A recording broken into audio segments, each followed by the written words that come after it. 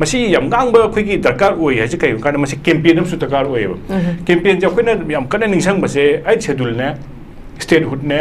adagi armed forces special force matam sida akoi suppose ai schedule gi ni statehood akoi ningsang dire ko akoi matam 71 ai dudi akoi gyan ta dire ko adu ai akoi gi ai schedule da ningsang ba da larik se phung ne da na adu masi ni hena akoi gi MP 500 plus ne adu lok sabha gi 200 plus ina akoi loi mai mem chala ga thil le larik se matam duri internet unai tabni na phajana laik tora every MP adu maru na akoi khan bi yam ngang ba MP sing se chala ga brief tawe madu matam kai thoi committee se team seme madu ko ningsange ko na angang wena student join ko yawja howe ba ko advai to na ko gi madu chali ba campaign chalaga masi to su kani ba masi gi to ba se akoi na haji hai se mi khari to we akoi di to te to ba se narrative la na chakhi ba maduna parliament session da nga ko ba sing se everything is recorded ne ba suppose 1951 ni election to re every hojik se website ta kana kana ne masi mata na nga ki to kan da makoi na nga gi map se ko ni research to ko da moi na la nga ki record to ka na documentation to sora ka dabina phajana chum chum na haihu baduna ko ne research to su nuwa ka dini na masima tawsi ha basima thamjaram ge ba ko adagi internally displaced person cha yam luwa issue um le akoi gi gasagi documentation ge ha base documentation ha ba kan se da lamje kari ma hana le yum se hoji ut one kare lam sina kana ge lam no ne akoi gi geo positioning lo ko pa ji phajana taw diri ba plus akoi ne hana le moi map se pa lam hangun le dam ne ba lam hangun ne lam sigi moi gi documentation process identification process how diri ba lam hang se da hung mana chaw ne sila le ram mani yum do khang de ga da kamai ne yum sa do no ba madu gi thabak cho how diri ngai na karim ta taw diri ngai da taw ba se lak to ba khotok ba se masi mari am premature ni hana lak to ka soi aduna thabak se groundwork how diri ngai da aduna groundwork ta disarmament adu taw da aduga masida ko sida will power am de takar oi chief secretary adigi akoi gi high map se moi se at least bureaucrat have se moi sing se akoi gi mi se manipur da about 80,000 to 1 lakh le manipur da makoi se akoi da pai se moi se most akoi gi entire budget se gi paisa se moi na sina doine ba most powerful kaino ne organization ne ba adubu makoi se moi gi di akoi gi hierarchy am le na moi se akoi gi chain of command le na matun di la ko order du chat le ba matun political class se la ko do na sa gi mi la ka ma se governor na kaino harak pa da madure na ma na phi hai ba ngam moi ba aduna leadership ai se maru e ba ga sa ta ga ja ga thambi ki da na sa gi political will decision do delhi da gi ni khang di amana ka masi tau adagi masi manungda deadline mun da chau adagi hai ba mahum se da suppose Churachampur gi mi lising nipan dekna lising suppose 15,000 se masi lam identify toraga madu question laga madu soldier cap changni masi tau deadline on piraga masi tau hai ba madu gi decision on pirak trikhai di su tau tau re ba pirak ka da decision lago da mi do madu da akoi na taina ba na phani kai ro ngasagi kai no sidi kakching kai no gumani kakching akoi gi queen du na chap da lo ina ba do aduna la ka ma tau ba do matu du na hai de kai moi la ka ma pura akoi yam pakai tau do dong lai ne ba do matun gi political class e activism am de takar oi have tham jage ba adagi lo sala pra chief secretary gi tak tham jani da khoi gi manipur gi chief secretary sing sia manipur ke da adagi manipur khang ba ne hai kai na kan da akoi gi chief secretary se manipur khang da di chief secretary oi yaram jati ba hai local language khang da ba ne ba local language khang da na khoi gi promotion da thing ba yam yawe ba masi se mandatory adum wa helaga kai gu hakka administration to ba da local language mayam do interact to bangam da fluent communication lai tana kamai administration to do no aduna communication history khang da ba ni british ta manipur hek pan ba da ihana ba mogi decision che thar ko ba ba translate to ro atha khang history khang manipur da lai ba political agent me am che oi dinga da manipuri har tamaga la eba okay Census ko gi president rule si lakadori ba august ki tang taraga humdoi si da pura tha taruk phaga dori bani adumak pu khoi tang kunga ma thoi da gi monsoon session si hawgadore masida hai ba khoi manipur gi president rule si extend tawgani haibagi wari masu yauri masigi marak asida akhoi gi parliament session hauramdai sigi cherak sida mu asai aina hau doctor su panjagre conflict sigi manungda chief secretary se handaki punit kumar goel siga tharaga oja ahum sugadoini haiba khogi monsoon session si haurani haibagi cherak aduga president rule se extend tawrani haibagi cherak asida mu chief secretary sin basi oja gi motamasi behind oja masi kari karamba masigi sin kari oirangani habgi thajab lai oja gi point of view dang thambio khoi chief secretary ha si khoi administration तौरीबा मणिपुर लेरिबा bureaucrats मैम की ख्वाइदी मकुकनी हैबसिमा आई हानाना थमजके मसी अखोइगी मसी खनबसे असेंबा मैम खनबसे PR लेरमदि गवर्नमेंट लेरम तादि चीफ मिनिस्टर ना खनगदबनी अदुबु सीनियर मोस्ट मैम मरतुदा सीनियर मोस्ट दुम खने अदुबु मागी प्रीरोगेटिव नि चीफ मिनिस्टर ना आइना सि पामी हारदि अरे मसी की चीफ मिनिस्टर गा मसी करिगिनो हाकांदा मसीद ओइरिबा मीसे ख्वाइदगी मतमदुदा पाइबा मीसिगा याम क्लोज ओइगदबने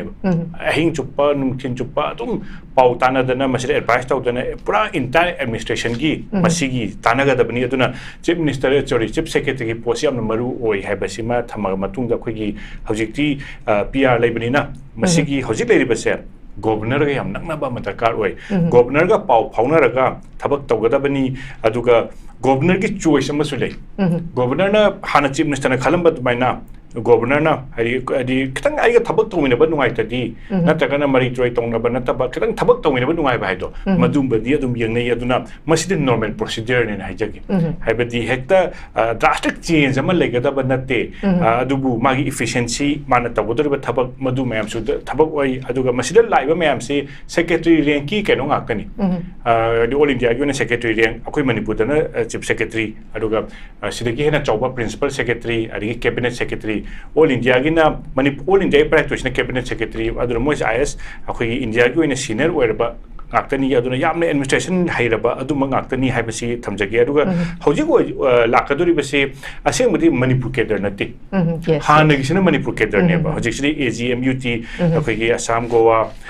असागी सॉरी अरुणाचल प्रदेश हाइबा गोवा मिजोराम असिगी यूनियन टेरिटरी मैमगी केडर नेबा AGMUT केडर नेबा मासे गोवा की चीफ सेक्रेटरी वरमे अदगी हौजिक लेरिबा अखोइगी ट्राइबल की केनोसिगी सेक्रेटरी वरे अदुना NSRC की से ट्राइबल की कनो सेक्रेटरी ओबे तने याम एक्सपीरियंस लेबा याम इंग तप्पे ना हाई अखोइगे मागा थबक तौनिबा तौमिनबा कांगुना सुम मोइना लीबदा असुम ngasi ngana sum ubani ko moi reaction me moi tौमिनदरा me have yam cool minded moi ba duga masi mayam na hoji harisina manipur ke da waradi manipur si irang nei bani na kitang manipur gi situation khangba na oibana pharoidra na haibada masi adum oi masi gi se koina sum paba matamda masi hana khangda su मीशन हाइरदी हाइदि हारगी administration सिदा थबक हानदगी अदुम exercise मा लाकपनिना हानगी chief secretary सु ओरमनिना अदुम फदौ माली हेन गवर्नमेंट ऑफ इंडिया की डिसीजन माली हारिबा डिसीजन से हानदी चीफ मिनिस्टर लोबनी हौजिकती गवर्नर एंड सेंटर ना PR लेबनी सेंटर ना लोबनी हाइबसी मा थमजगे अदुगा मसिज याम ड्रास्टिक चेंज ओइनी हाइबसिदी प्रजादा एक्सपेक्ट तोबदी लानगनी करिगिनो हाकंदा मेजर डिसीजन से अखोइगी मसिद मेजर डिसीजन से चीफ सेक्रेटरी ने लौदे चीफ सेक्रेटरी ने लौदे से I am the governor लोबनी governor in consultation with the chief secretary consultation तौरगा अदुगा अखोइगी मागी ख्वाइदगी लुबा थबक से एडवाइस तौबनेबा हाइबदी गवर्नर हाइबा मयाम सिदा मोइन तौकादा मसी लेरे मसी कमाय तौसिगी हाकादा मसीना अचुंबु ओइगनी हाइना डायरेक्शन म Chumna पिबदो मदु ओइगनी हाइबसिना ngसागी अखोइगी chief secretary ओइबा मयाम सिगी हाइफेटरी brief history हाना थमजरमनी मयाम गी सुम नुगाइना बाहाइना हजि अखोइगी मचिगी तुंगदमु लाकपसिना अखोइगी मनसून सेशन ऑफ पार्लियामेंट अखोइगी हजि हौदोरि बसिदा था तरुक से लोइदोरे था तरुक लोरपसी मसिगी याम तंजा सेस्ता अखोइगी याम खनबसे मणिपुर की इशू से मसी सोइना नैनरानी मसी मयामना सुम खांबदसु नुगाइनबा मणिपुर की इशू दा अदगी मणिपुर एप्रोप्रिएशन अदगी मणिपुर की करिगुंबा both houses of parliament discussion तोरक्तोनिना मतम पीरगा याम कुइना तौबदु मदु खोइ मणिपुर कानबा लेगनी अदुबो मसिगी सिगे तंजा से लौरा कांदा खोइना तंग हाइबा याबसे हानगी चीफ सेक्रेटरी की मागी स्टेटमेंट अमा याम कनेनि नगिबसे खितंग पुसनजराबदा खोइ डिसेंबर फाउदा डिस्प्लेस पर्सन मैम से मसी सिगे हाइमा मसिगी से याम कना debate तौनेबा ngamgadra ngamoidra masi adbu hairando mali aduga chief secretary amana haiba governor amana haiba se masi panghai de haiba ya dia khoi haiba ga mande masi di program and policies of the government hadi government program der matungda amale rakanda khoi lerak sorok haiba natte masi di kainoni government gi plan ina karima amadi soina leramani madugi makha chatharak po ina haiba oramani aduga hojik laiba sina su madugi continuity ama hana leramiba program and policy do madu chathanaba adubu displaced person की मसी तंजा से थमजनिंग मना पृथ्वी पुंबदा चनरिबा displaced person की policy से suppose Africa की मोगी तोंगानबा लै adagi whole world gi ora chatna ba lei adagi Geneva convention gi su lei masigi convention mayam gi India da chatna de India da displaced person mayam gi mayam se maruina dam ni khai pa gumba flood gumba gi tonga ba management budi lei ba displaced person gi di lei ta banina handak ki parliament session se da displaced person gi bill lama manipur gi chanana puthok na ba khoi da pursue to ba yai habasi ma ngasi gi tanja se da hape thamjage masigi kana ba amna kari laktoi nu wa na masi lakku matam da displaced person gi policy bill lama puthok tar di disparity lamamga manada ba habase madu madi machine khari resolve tawni policy mi makhala adi policy ma makhala tabina khoi manipur gi hoji yeng biu akhoi da hai hajan hanjan ji hai am hanjan hanjan hai da yadap sina akhoi gi kashmir gi displaced person du tha gi lising tra hum doi pi akhoi na mar mar lising ama pi makhoi ne yum sabda lak tere makhai pi hai 2015 dani akhoi na lak ama makhai plus khra lak ahum na hona doi ni makhoi di employment da su reservation lei akhoi di lei displaced person mayam sigi disparity se aduna handaki tanja se da displaced person mayam sigi reservation ama lehoro di khra kana ni haibasima haipet thamjage aduga handaki session sigi yam luba mana masigi tanja se da akhoi gi manipur gi MP ngaktan di ngamroi ba consensus ama build up toraga akhoi gi joint parliamentary committee ama akhoi gi operation sindur gi da pahalgam kai to matam da pamui parliamentary committee je chale manipur gi matang da makha chathajaboina uza Satyajit lak chage uza Satyajit hauji khoina amuk yengba yari si khoi gi monsoon session si tang kunga mathoi dagi haugadoribani masida puthok rakador se khoi president rule si extend tawba tawdabagi tawni habasi maximum masi tawni habasi ma yamna haina dana leire oza nasung sai panbiba hai pukhat kadoriba sigi parliament monsoon session sida khoi gi IDP singi package sigi matang simasu yam tangai phadena ozada thamjaninge dui mathakta khoi hana khoi gi handak leirami ba khoi gi PK Mishra na ma yarakanda khoi IDPs tangka kahum thokna December bokui manung da changhan gani haire du pen da batigi nahan iroi raga chatna madugi matung da changhan bidraga di makhoi matom da suicide taraga heng taro season hi hababo oza si condition je si yorabane ba sigi matang sida koi yam tangai phadana akoi free movement si already march ki tang ni pan dagi chat pa yare har ga su governor na chalhan bangam dri badum si yadre dugi even sugi matang da su koi hojik si su sangdo pagi wari sana bada point ani da yanadana leire hai je point ani si manipur gi territorial integrity da akai ba pi da baduga hai ba makoi gi designated game je taraga mari si da gi tara da hantha ba hai ba si ju oza masi yanadada na wari sana da na leiri bane ba masi magna hai ba sugi ground rules je karabani na leiri ba conflict si di oza lotion bagi mami si di duki matik wane du metakta koi gi khulai disarm to wei matang da su koi gi valley gi oina di adumak ayam adum lokhat khre makoi gi di free movement gi matang du da adumak makoi khulai ji sinaroi haba phau moi kanna hai gi bane ba aduna handak pangthokadori ba monsoon session si da tangai phadana IDP singi su hai ba khoi gi MP sing sina hai ba house ani si da tangai phadana makhoi gi package pukhat pa si matang da so da yang kan mi yeng chang ba je mathau tai na khale oza gi oi ba mot kari ko thang issue ani ko ai hana nga sai gi su gi matang ani gi du hana tas tau jage akhoi gi manipur gi irang se kari ngun nongmai yoram dra ba nongmai yoram da di asom chau ma tho moi ba hana ki irang se nongmai yob gi hek hoban mit se ayuki yam violent oi ba pung mapan da gi da har go office mai tharaga office su kari gi khang di akhoi gi saina chua champur gumba kampu pi more target to se akhoi gi office marwina forest ki gumba lane lo gi leba nga se MLR ka habato MLR ek hana moina haito extended to entire manipur hai se already amend to grabane ba horpa da di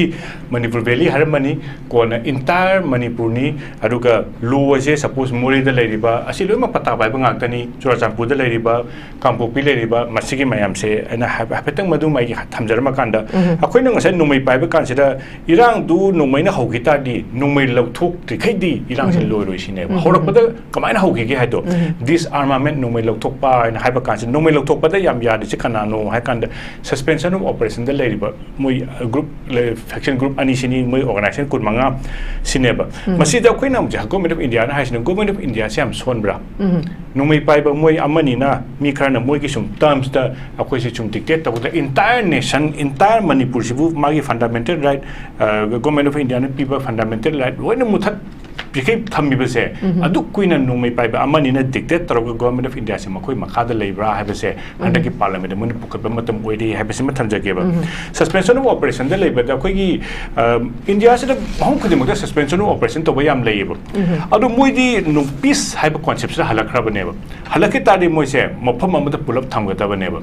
मफम अमद pull-up थमदद्र Moina agreement तरग term जु Moina dictate तौसिला अदि फरक तायेबा suppose अखोय की एने सेन के Tawi Hebron थमी अदगी अतोप अतोप suppose Karbi की तौबा आदिवासी की तौबा से मोय मफम मुद पुलप लई अदुबु मखोय दी याम स्ट्रेटेजिक ओइना मणिपुर तंपाक से क्वेश्चन लगा हाईवे से मोय कंट्रोल तौरगा मी के चथोक चसिन ऑपरेट तौनबा इविल डिजाइन अमसुम यावबसे मसी से अंडरलाइन करेंट अमसुम चेलगा लई मसी से मणिपुर क्राइसिस ता अदुम सौहलगा अखोय की गैस मुथतरी इसिंग सौबदुमाइना गैस मुथलदी इसिंग इंगिबदुमाइना गीजर मई मुथलदी मुथखितुबाइना मसी की मई से मुथतपम दरकार ओय मई से करिनो सुद लेरिबा नुमै पाइबा कांगु सिनी मसी लोशन दिखैदि सुंया यारोय हाइबसि मथमजगे मसी की नुमै पाइबगी लुबमना नुमै पाइबंगा पाइदंगा मरि तौना मतमदा नुमै पाइबा खरसिना इंटायर इलेक्टेड प्रोसेस ता लेरिबा एमएलए मैम से मखोय की डिक्टेट ता प्रजा मैम से मोगी कनो दा लेगिबसिना मसी लोशन बम दरकार ओय हना मसी सस्पेंशन ऑपरेशन दा लेरिबा कांगु सि मदान मतंग दा अदगी प्लस मोगी लीडरशिप से होरपदा मयाम याम चैदबा 2008 ता लाखिबा लीडरशिप तो मपान की मिनी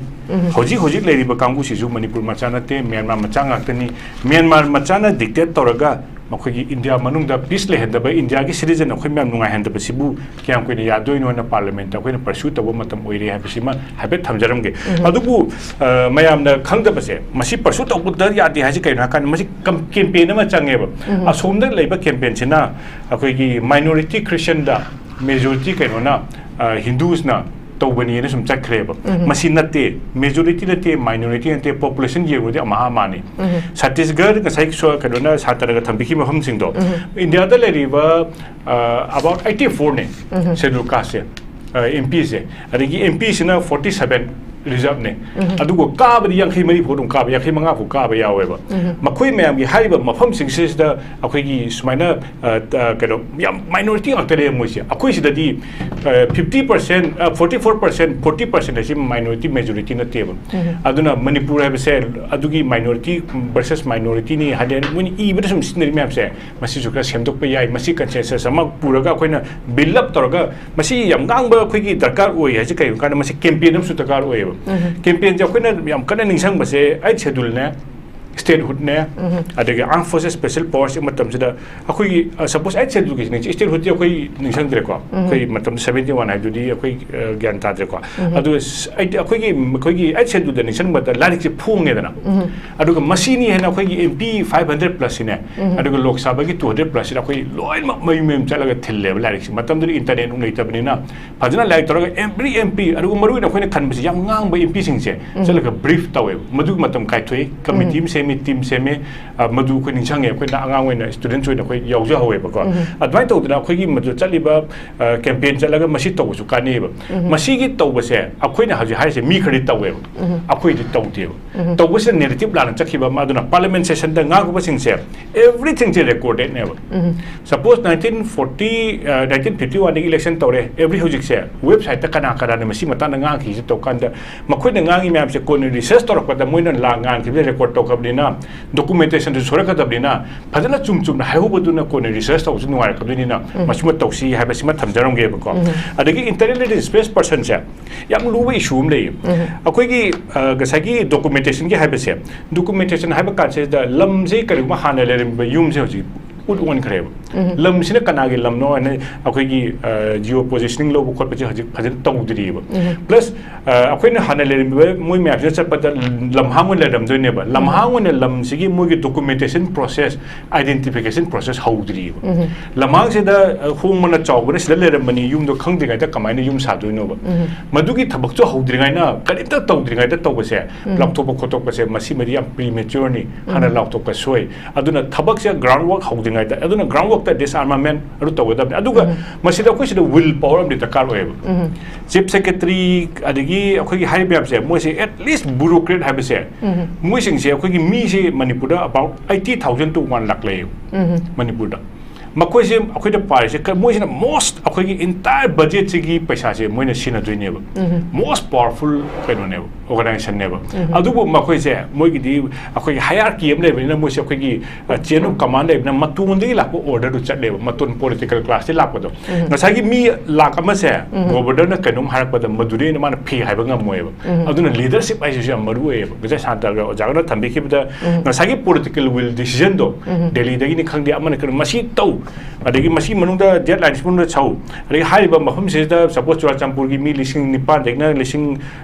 सपोज 15,000 से मसी लम आइडेंटिफाई तौरगा मधु कोइसलगा मधु सोल्जर कैप चंगनी मसी तौ डेडलाइन हम पिरगा मसी तौ हाइबा मधु की डिसीजन हम पिरक त्रिखैदि सुतौ तौरेबा पिरक कदबा डिसीजन लौगद मिदो मधुदा अखोइना ताइनबना फनी कैनो ngसागी कैनो सिदि कक्चिंग कैनो गुमनी कक्चिंग अखोगी क्वीन दुना चपद लो इनबदो अदुना लाक अमा तौबदो मतुदुना हाइदे के मोइ लाक अमा चे पूरा अखो यम पकैम तौदो दो लैनेबा दुना मतुनि पोलिटिकल क्लास है एक्टिविज्म हम दितकार ओय हेबि थमजगेबा अदगी लोसलकपरा चीफ सेक्रेटरी के अतंग थमजनिंग द अखोगी मणिपुर की चीफ सेक्रेटरी सिंगसे मणिपुर केदर अदगी मणिपुर खंबाने हाइसे कैनो कांदा अखोगी चीफ सेक्रेटरी से मणिपुरी खंगदि चीफ सेक्रेटरी ओबि यारम जातीबा हाइ लोकल लैंग्वेज खंगदबनेबा लोकल लैंग्वेज खंगदना अखोगी प्रमोशन द थेंगबा याम यावेबा मसी से मैंडेटरी अदुम ओहेलगा कैनो हाका एडमिनिस्ट्रेशन तौबदा लोकल लैंग्वेज मयाम दो इंटरेक्ट तौबा ngamdani लोन कम्युनिकेशन लेतना कमाइन एडमिनिस्ट्रेशन तौदोनो अदुना कम्युनिकेशन हिस्ट्री खंगदबनि ब्रिटिश द मणिपुर हेक पानबदा इहानाबा मोगी डिसीजन से चैथार कुंबाबा ट्रांसलेट तौरो आत्र खंगो हिस्ट्री खंगो मणिपुरी मणिपुर द लेरिबा पॉलिटिकल एजेंट मयाम से ओइद्रिंगा मणिपुरी हार तमगा लाएबा मणिपुरी क्रम जोनस्टोन खंगे लोइन मणिपुर हिस्ट्री तमाली सिलचर तमा लाक्तोइनी फन ट्रेनिंग तौर लाक्तोइनी अदुनो लाइबा सिंगसे मणिपुर की ट्रेनिंग तौदबेदा मा मसामक मणिपुर की चीफ सेक्रेटरी ओइदोरे से नोनी मान खंबोर मणिबा मणिपुर हिस्ट्री पाब नंगवेबा अदुनो अचुक चौबा लानफमनेबा मणिपुर द लाइजे ला फाइल मूव तौ अदुनी अदि मणिपुर से लानेबा लानफम चंगबदा आर्मी कमांडर दुना एडी पीस एरिया दरी यायबा लानफम चंगबदरी आर्मी एक्टिव ओइबा चंगदबनेबा इवन सपोज एग्जांपल म हाइजगेबा तमो जो आर्मी और में खंबिरंगनी अखोई इराक वार से ब्रिगेडियर मैम जे यांखै लाक्तो ओइरबा लान जे मोइना कमान तोक चंगमंगमक्तदना यूनाइटेड स्टेट्स ना चाही कुंथ्रा मथकी मायाजी ब्रिगेडियर ओइरा थाजलेबा मणिपुर थाजला खदोसिदा अदवाइना नहा याम एक्टिव ओइबा याम फयबा मीसु पामदेबा खोय हाइबा पामी हाइबा थाजन बिरो मणिपुर नुसिबा तौके खनम विल पावर विथ चंबिरो थमजगी okay thank you very much अमरी चुंबो ओरल थंबिरी आई